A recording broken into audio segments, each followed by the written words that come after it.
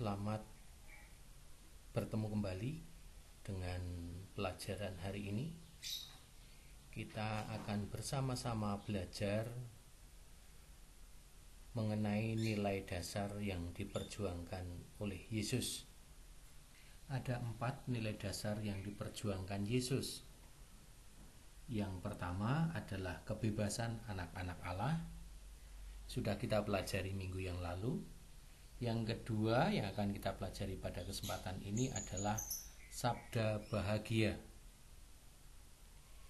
Yang ketiga adalah kasih yang tak membedakan.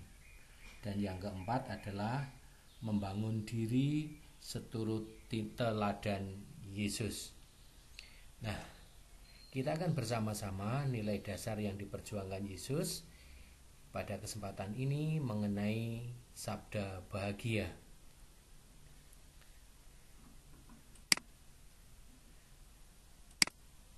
Nah, setiap orang tentu ingin hidup bahagia. Tidak ada seorang pun yang tidak ingin hidupnya bahagia. Ketika kita sakit, pasti kita tidak bahagia. Maka kita segera mencari obat agar sakit kita menjadi segera sembuh.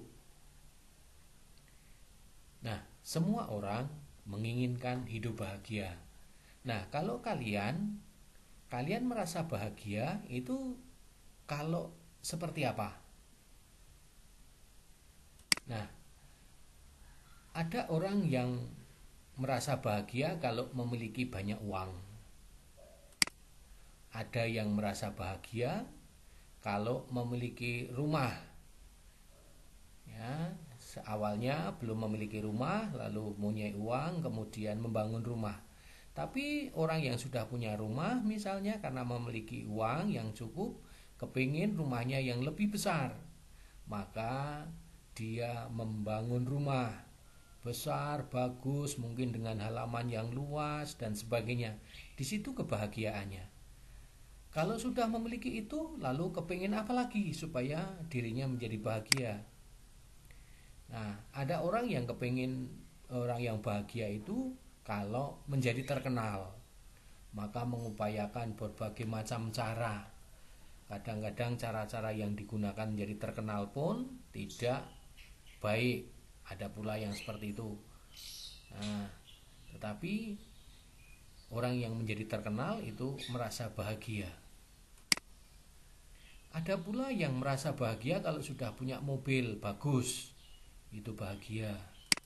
Atau mungkin mendapat juara dari berbagai macam kejuaraan yang diupayakan. Ketika mendapatkan juara saat itu merasa bahagia. Nah,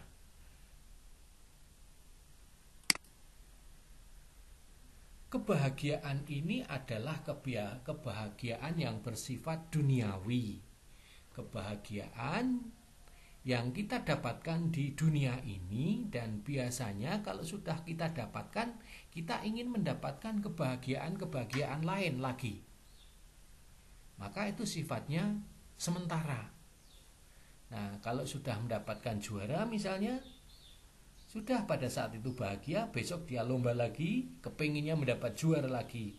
Kalau tidak mendapat juara, kadang-kadang orang merasa menjadi down, menjadi sedih dan sebagainya. Demikian pula kalau orang sudah mempunyai mobil, lalu masih punya uang, kepingin yang lebih bagus lagi. Nah, ketika cita-citanya, keinginannya tercapai, dia bahagia. Tetapi dia masih kepingin bahagiaan yang lain lagi. Maka kebahagiaan semacam ini dinamakan kebahagiaan sifatnya sementara. Kebahagiaan yang bersifat duniawi yang sementara ini, ketika tidak tercapai, orang bisa menjadi stres. Orang menjadi sakit atau kecewa, bahkan juga marah-marah juga bisa. Kalau kebahagiaannya ini tidak tercapai, orang menjadi sedih, putus asa, begitu.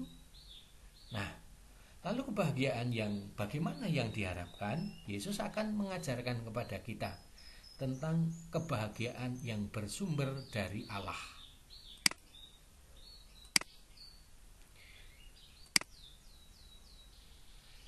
kebahagiaan yang bersumber dari Allah adalah kalau kebahagiaan kita itu sesuai dengan kehendak Allah.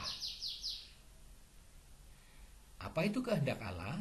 Kehendak Allah adalah semua hal yang baik. Semua hal yang baik itu dikehendaki Allah. Misalnya kita tekun dalam bekerja, dalam belajar. Kita jujur dalam mengerjakan tugas. Kita bekerja keras, bukan semata-mata supaya dipuji, bukan semata-mata supaya mendapatkan sanjungan, bukan itu tujuannya kerja keras. Tapi bekerja supaya memperoleh hasil yang dikehendaki Allah. Maka dia bekerja pun tidak sembarangan. Dia dengan tekunan, dengan kejujuran, pasti diperangi oleh hal-hal yang baik, dengan disiplin, dengan rendah hati. Nah, kalau kita bekerja sesuai dengan kehendak Allah itu, maka kita akan disukai banyak orang. Itu suatu konsekuensi, meskipun juga ada orang yang ketika kita bekerja dengan jujur, kita bekerja dengan keras, dengan sungguh-sungguh, disiplin, rendah hati, ada orang yang tidak suka, pasti ada. Tetapi itu tidak perlu kita perhatikan, ya, karena apa yang kita kerjakan demi kebahagiaan sesuai dengan kehendak Allah. Nah, ketika kita tidak mendapatkan juara misalnya, lalu kita tidak lagi menjadi putus asa. Mungkin saat ini aku belum juara, saya perlu kerja keras misalnya, perlu belajar yang lebih baik, seperti itu. Nah, ketika kita mendapatkan mobil bagus, tidak menjadikan kebahagiaan itu sebagai sesuatu yang untuk menyombongkan diri. Karena apa? Saya mendapatkan mobil bagus karena saya bekerja keras, saya disiplin, ya. Lalu mobil yang kita butuh, yang kita dapatkan itu sebagai anugerah Allah, sebagai pemberian Allah yang kita terima dari rezeki-rezeki yang kita terima. Demikian juga hal-hal lain. Nah, itu berkaitan dengan apa yang kita peroleh, lalu kebahagiaan kita menjadi lebih berdasarkan kepada kehendak Allah. Nah, seperti apa kebahagiaan sesuai dengan kehendak Allah itu? Yesus dalam khotbah di bukit, menurut Injil itu di sana Yesus mengatakan dengan menyampaikan, dinamakan dengan 8 sabda bahagia. Apa itu 8 sabda bahagia? Akan kita lihat bersama-sama. Ya, nanti setelah ini kalau kebahagiaan kita dasarkan kepada Allah, bila orang mencari kebahagiaan dasarnya adalah kehendak Allah, maka orang akan memperoleh kebahagiaan sejati, bukan kebahagiaan yang sementara. Nah, maka di dalam kebahagiaan ini ada dua hal. Berarti orang kepingin mendapatkan kebahagiaan sifatnya masih di dunia ini, tetapi juga kebahagiaan yang besok kalau kita setelah kematian ini. Itu kebahagiaan yang diinginkan oleh setiap orang sebetulnya. Nah, bagaimana kita mengupayakan itu? Kita berharap bahwa kebahagiaan yang kita upayakan adalah kebahagiaan yang bersumber dari Allah, seperti yang diajarkan Yesus.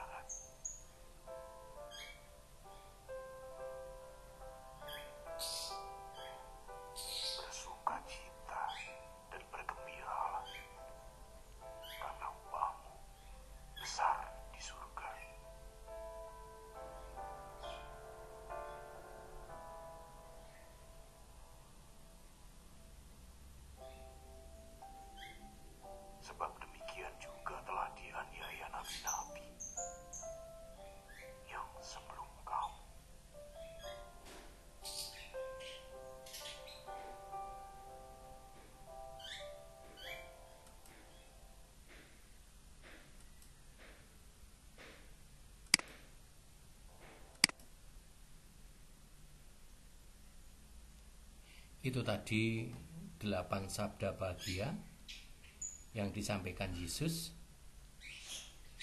Masih ingat sabda bahagia yang disampaikan Yesus tadi? Ya. Menurut Matius 5 ayat 1 sampai dengan 12. Ini saya langsung ambil pada ayat yang ketiga saja dari bab 5 tadi. Dikatakan, berbahagialah orang yang miskin di hadapan Allah, karena merekalah yang mempunyai kerajaan surga. Berbahagialah orang yang berduka cita, karena mereka akan dihibur.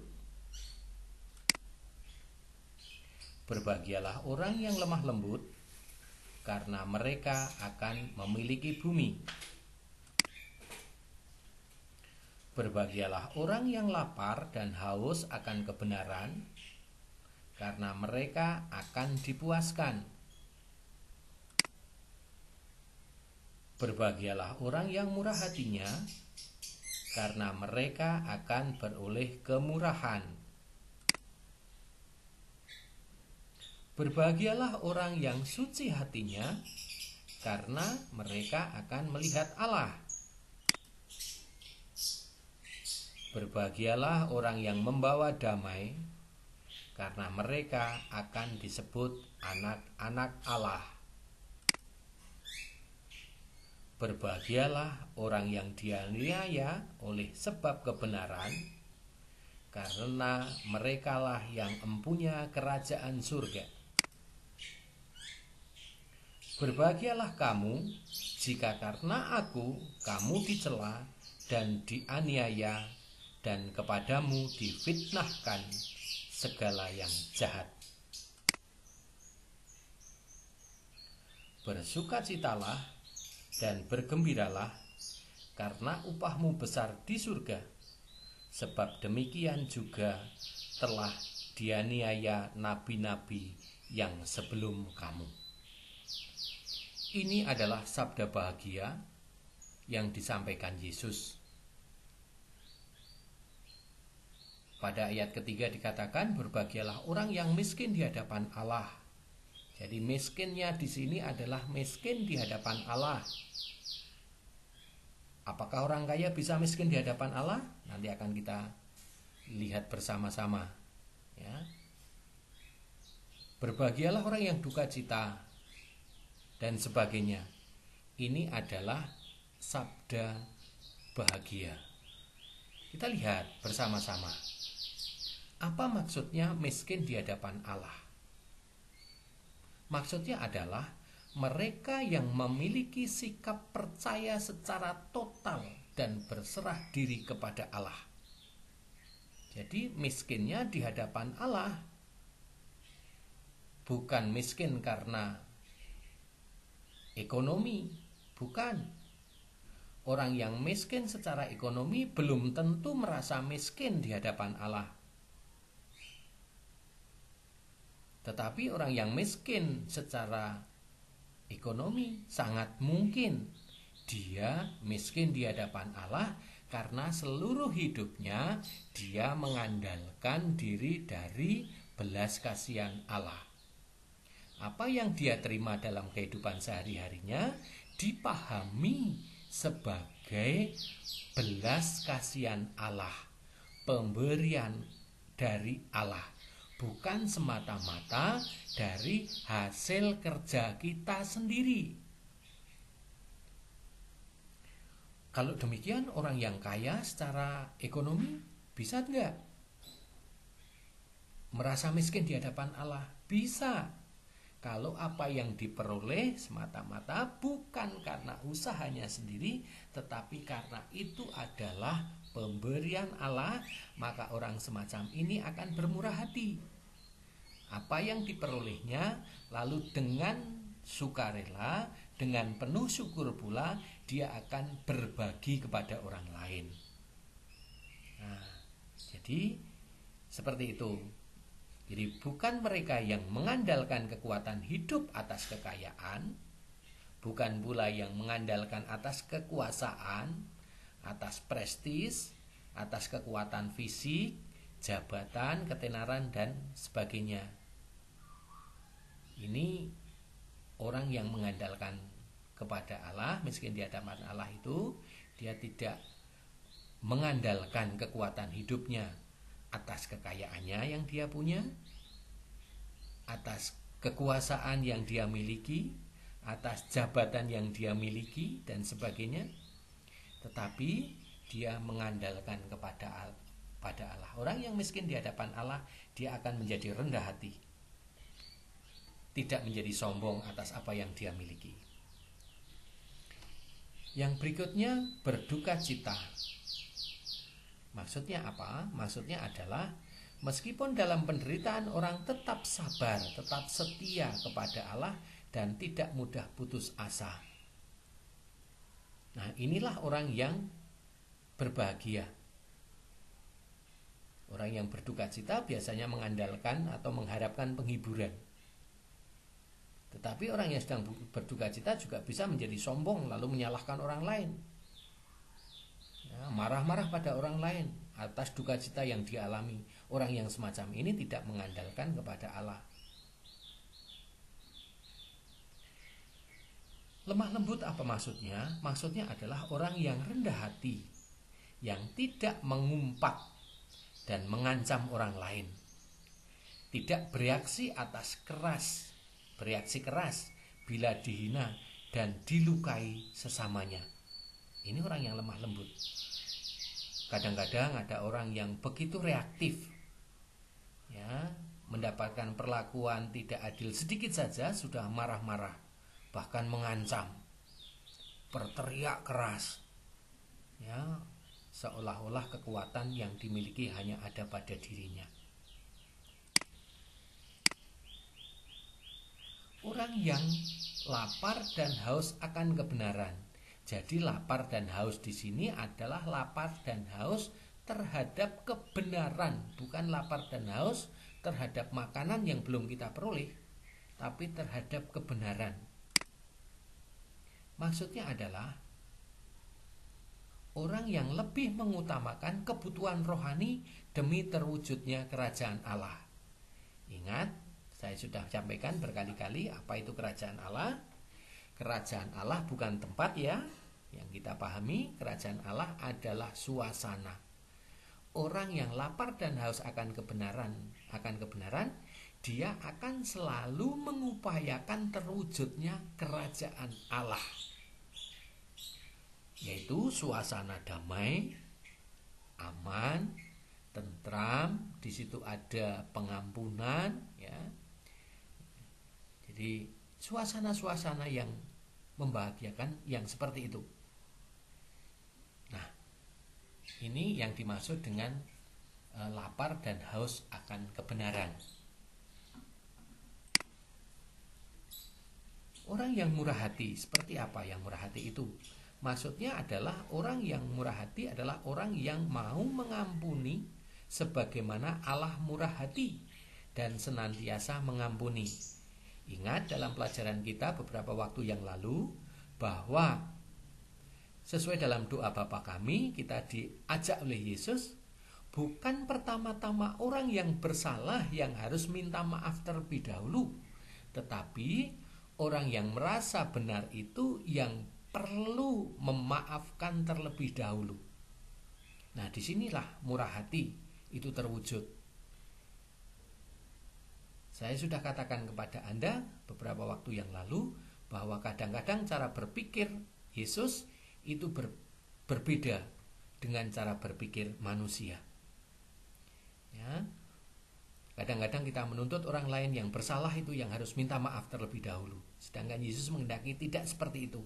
Kita yang benar itu yang harus memaafkan terlebih dahulu tanpa menunggu orang yang bersalah yang harus meminta maaf. Baru kita memaafkan, bukan itu.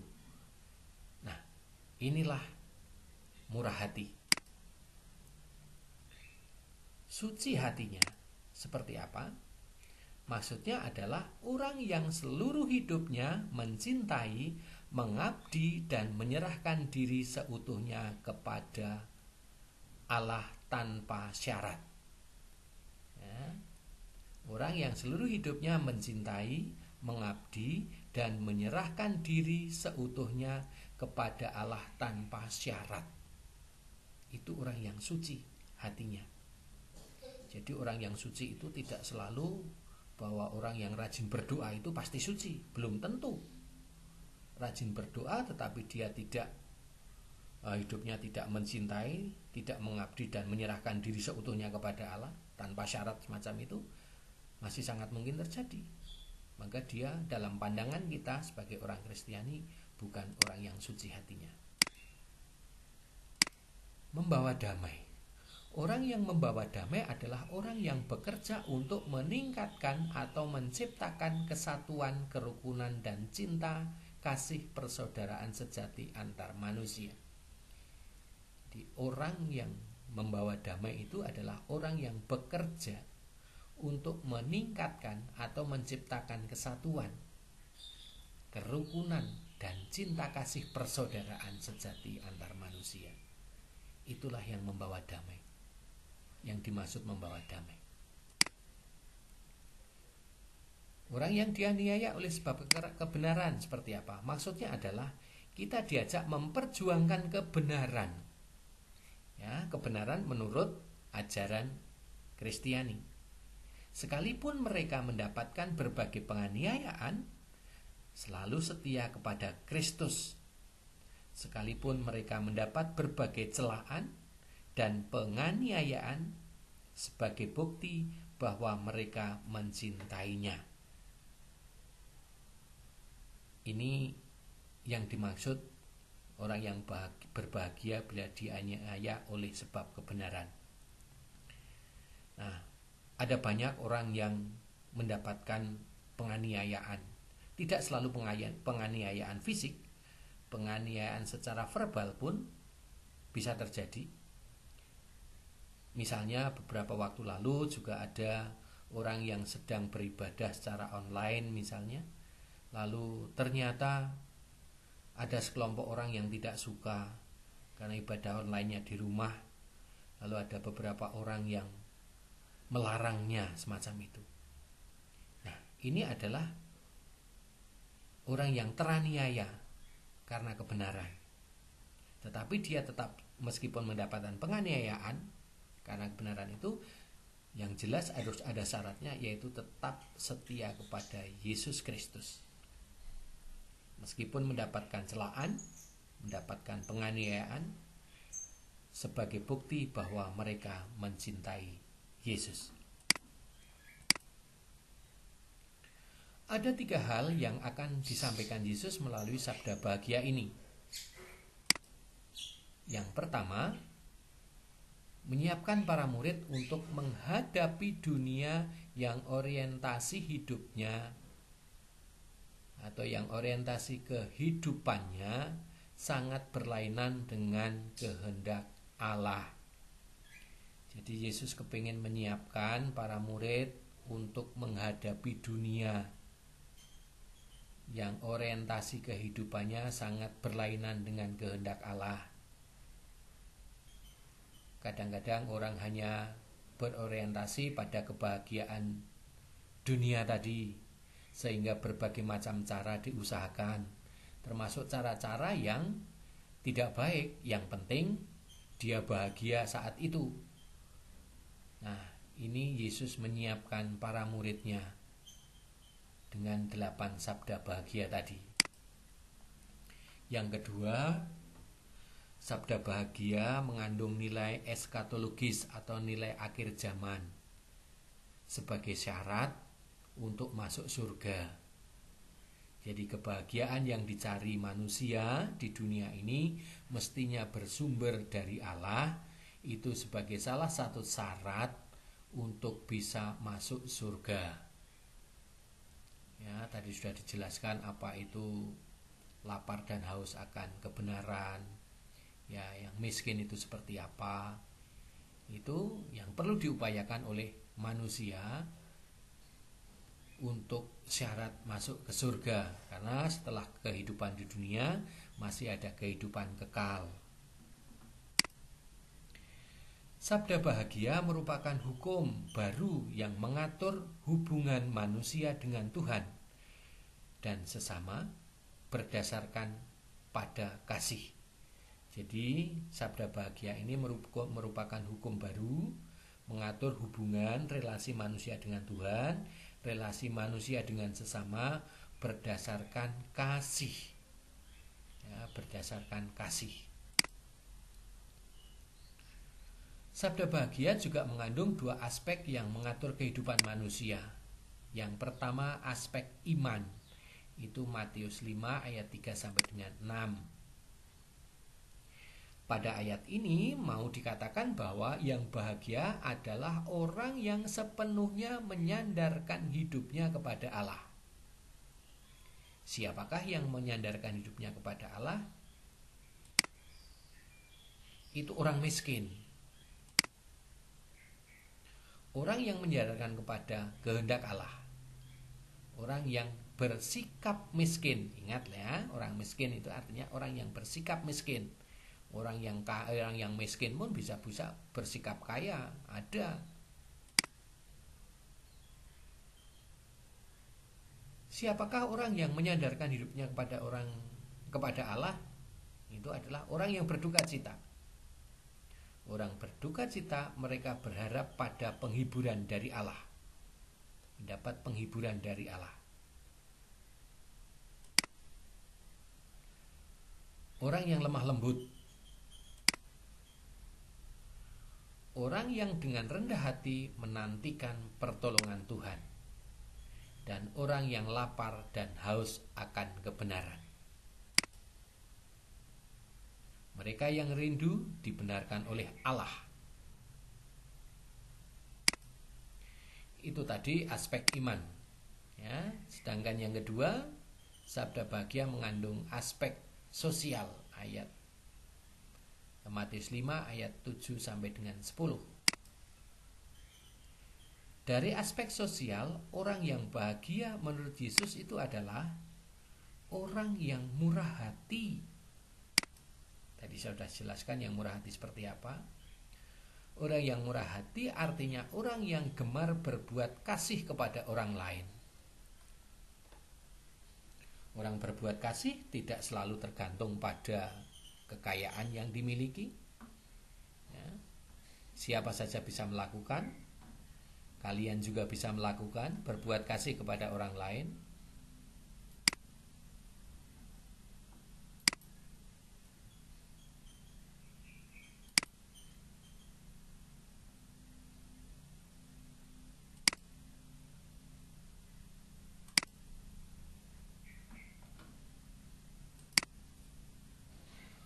Orang yang suci hatinya,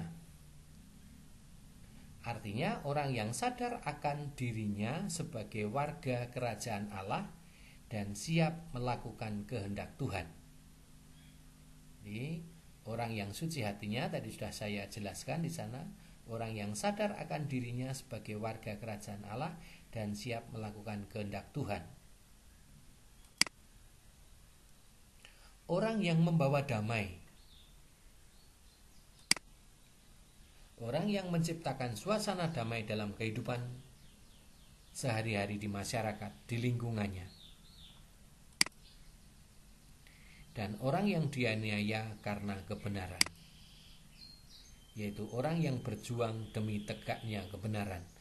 Ini adalah aspek-aspek sosial dari sabda bahagia yang disampaikan oleh Yesus. Nah, itu anak-anak yang kita pelajari pada kesempatan ini. Selamat beraktivitas. Tentu masih ada banyak kekurangan dari penjelasan melalui video ini. Nanti kalau suasananya sudah memungkinkan, kita bisa memperdalam kembali mengenai materi ini. Sekian, selamat beraktivitas, tetap semangat, tetap sehat. Ya, kita sudah mulai jenuh dengan belajar di rumah, tetapi apa boleh buat, situasi masih kita alami belum memungkinkan untuk belajar bersama di sekolah. Saya juga sudah rindu kehadiran Anda semua untuk berjumpa belajar bersama-sama. Karena meskipun saya guru, tetapi saya juga tetap selalu bisa belajar kepada Anda. Ada banyak yang bisa saya peroleh dari Anda dan itu mengembangkan diri saya sebagai seorang pribadi. Demikian kita akhiri kegiatan kita. Jangan lupa berdoa ya. Terima kasih.